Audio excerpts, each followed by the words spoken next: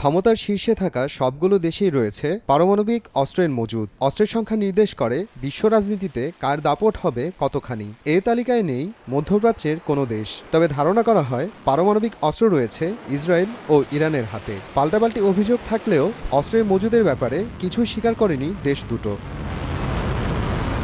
Israeli হামলায় Hamas প্রধান ইসমাইল হানিয়া এবং হিজবুল্লাহ প্রধান হাসান নাসরুল্লাহ হত্যার প্রতিশোধ নিতে অক্টোবরের শুরুতে ইসরায়েলে ব্যাপক ক্ষেপণাস্ত্র হামলা চালায় ইরান। এর জবাবে অক্টোবর মাসের ২৬ তারিখ ইরানের অভ্যন্তরে পাল্টা হামলা চালায় ইসরায়েল। হামলায় পরমাণু অস্ত্র নির্মাণের জন্য প্রয়োজনীয় খুবই গুরুত্বপূর্ণ কিছু সরঞ্জাম ও যন্ত্রপাতি ধ্বংস করা হয় বলে দাবি করেন ইসরায়েলি ও মার্কিন কর্মকর্তারা। হামলার বিষয়ে প্রথমে নিশ্চুপ থাকলেও ১৮ নভেম্বর ইসরায়েলি পার্লামেন্টে বক্তৃতায় প্রধানমন্ত্রী বেনিয়ামিন নেতানিয়াহু স্বীকার করেন যে ইরানের পরমাণু কর্মসূচি ছিল ইসরায়েলি হামলার লক্ষ্যবস্তু। তবে হামলার বিস্তারিত জানাতে অস্বীকৃতি জানান তিনি।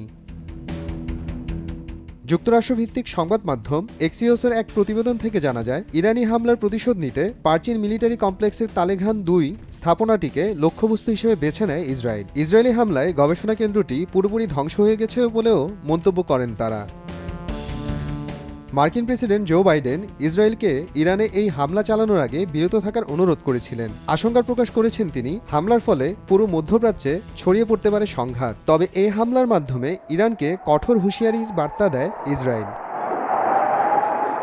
ইসরায়েলি কর্মকর্তারা দাবি করেন, এই হামলায় ইরানের পরমাণু কর্মসূচি এবং দূরপাল্লার ব্যালিস্টিক ক্ষেপণাস্ত্র নির্মাণ প্রক্রিয়ার বড় ধরনের ক্ষতি হয়েছে, যা ইরানের ভবিষ্যৎ সামরিক সক্ষমতায় প্রভাব ফেলবে। সত্যিই কি ইরানের হাতে ছিল পারমাণবিক অস্ত্র? তা নিয়ে রয়ে গেছে এখনও ধোঁয়াশা। ইসরায়েলের পক্ষ থেকে জোরালো দাবি উঠলেও তা নিশ্চিত করতে পারেনি কোনো মহল। মোহাম্মদ আফরানুল ইসলাম, সময় সংবাদ।